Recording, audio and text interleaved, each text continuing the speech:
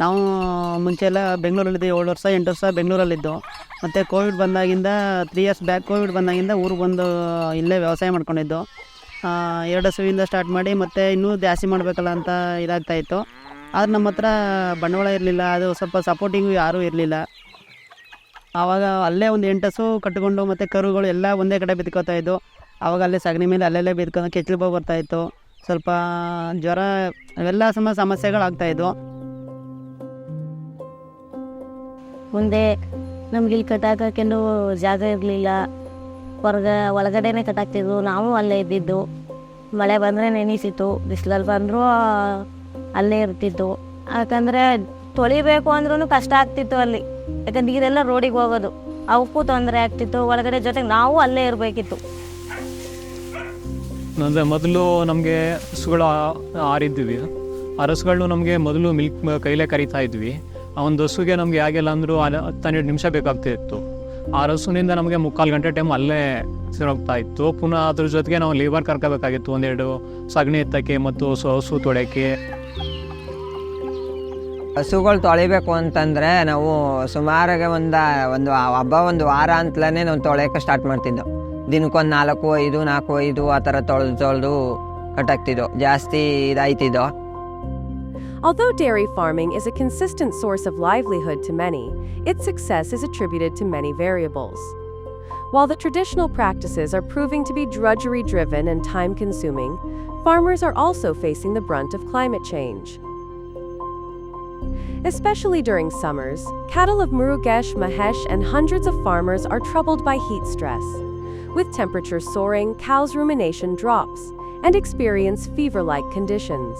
This not only leads to reduced milk production, but if they are not taken care of immediately, farmers could eventually lose them.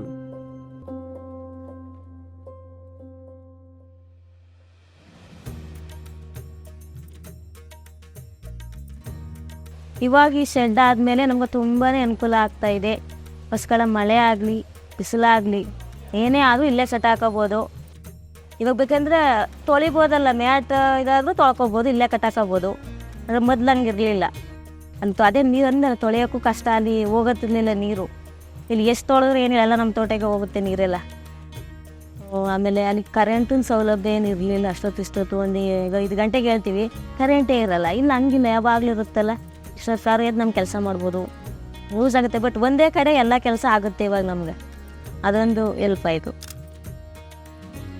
The Built Environment team at the Selco Foundation designed a free-range scientific cowshed integrated with solar technologies, taking Government of India's parameters into consideration.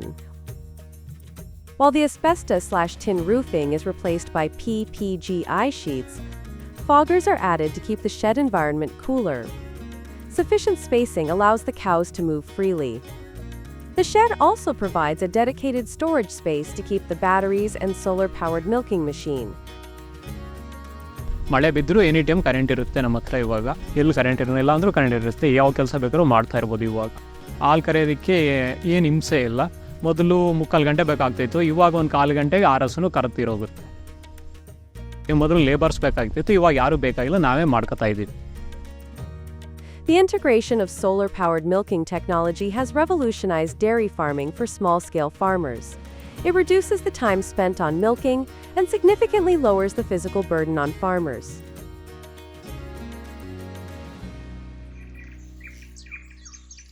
The innovation doesn't stop with the milking machine. To maximize energy efficiency, Selco Foundation's system integrates both the milking machine and pressure washer, allowing farmers to switch between tasks seamlessly, using the same solar power source. Pressure water ಪೂರ್ತಿ ನಾವು ಕೊಟ್ಟಿಗೆನೆಲ್ಲ ನೀಟಾಗಿ clean ಮಾಡ್ಕೋಬೋದು. ಅದರಿಂದ ನಮಗೆ ಬೇಗ ಹಸುಗಳು ತೊಳಿಬೇಕಾದ್ರೂ ನಮಗೆ ಕಷ್ಟ ಆಯ್ತಿತ್ತು ಮೊದಲು. ಇವಾಗ ಪ್ರೆಷರ್ ವಾಟರ್ ಇರೋದ್ರಿಂದ ನೀಟಾಗಿ ತೊಳ್ಕೊತೀವಿ. ಮ್ಯಾಟು ಸರ್ ಮೇಕೆ ಎದ್ರಕ್ಕೆ ಮಾಡೋಕ್ಕೆ ಇದಾದರೆ ಗಾರನೆಲ್ಲ ಆದರೆ ಶೆಡ್ ಮಾಡಿಸಿದ ಮೇಲೆ ಮ್ಯಾಟ್ ಇರಲೇಬೇಕು. ಯಾಕಂದರೆ ಗಾರನೆಲ್ಲ ಮಂಡಿ ಎಲ್ಲ ಉರ್ಚುತ್ತೆ, ಆಮೇಲೆ ಎದ್ದಾಗ ಜಾರುತ್ತೆ. ಈ ಮ್ಯಾಟ್ ಇರೋದ್ರಿಂದ ಕಂಫರ್ಟಬಲ್ ಆಗವೆ, ಮನ್ಗಿದ್ರೆ ನೀಟಾಗಿ ಎದುರ್ತವೆ. ಇವಾಗ ಚೆನ್ನಾಗಿ ಆರೋಗ್ಯ ಎಲ್ಲ ಚೆನ್ನಾಗಿದೆ. ಇವಾಗ ಅದೇನು ಸಮಸ್ಯೆ ಇಲ್ಲ, ಕೆಚ್ಚಲು ಬಾವು ಅದೇನಿಲ್ಲ, ಜ್ವರ ಫೀವರ್ ಏನು ಬರಲ್ಲ. ಮತ್ತು ಇನ್ನೊಂದು ನಮಗೆ ಇನ್ಸಮಿಷನ್ ಮಾಡೋಕ್ಕೆ ಮತ್ತು ಹಸು ಮಲಕ್ ಮಾಡೋದೆಲ್ಲ ಗೊತ್ತಾಗ್ತಾ ಇರಲಿಲ್ಲ ಮೊದಲೆಲ್ಲ. ತುಂಬ ಸಮಸ್ಯೆ ಆಗ್ತಾಯಿತ್ತು. ಮತ್ತು ಪ್ರೆಗ್ನೆನ್ಸಿ ಆಗೋದು ಮತ್ತು ಹಿಟ್ ಇದೆಲ್ಲ ಗೊತ್ತಾಗ್ತಾ ಇರಲಿಲ್ಲ. ಆಮೇಲೆ ಕವು ಬೆಲ್ಟ್ ಅಂತ ನಮಗೆ ಒಂದು 8 ಕವುಗೆ ಬೆಲ್ಟ್ ಅಂತ ಕೊಟ್ಟಿದ್ರು. ಆಮೇಲಿಂದ ಪರವಾಗಿಲ್ಲ, ಅದು ಮಲಕ್ ಮಾಡುತ್ತಾ ಇಲ್ವಾ, ಇಲ್ಲ ಜ್ವರ ಬಂದಿದೆ ಇಲ್ಲ ಇನ್ಸಮಿಷನ್ ಮಾಡೋಕ್ಕೆ ಹೀಟ್ ಬಂದಿದೆ ಇಲ್ವಾ, ಇವಾಗ ಗೊತ್ತಾಗ್ತಾ ಇದೆ. ಅಂದರೆ ಇನ್ಸಮಿಷನ್ ಮಾಡೋಕ್ಕೆ ತುಂಬ ಅನುಕೂಲವಾಗಿದೆ. ಈ ಟೈಮಲ್ಲೇ ಬಂದಿದೆ, ಇಷ್ಟು ಟೈಮಲ್ಲಿ ಎಂಡಿಂಗ್ ಆಗ್ತಾಯಿದೆ ಅನ್ನೋದೆಲ್ಲ ತುಂಬ ಅಚ್ಚುಕಟ್ಟಾಗಿ ನಮ್ಗೆ ಗೊತ್ತಾಗ್ತಾ ಇದೆ. As the sun sets on another day, farmers like Mahesh, Murugesh, and Naveen continue their journey towards sustainable livelihoods.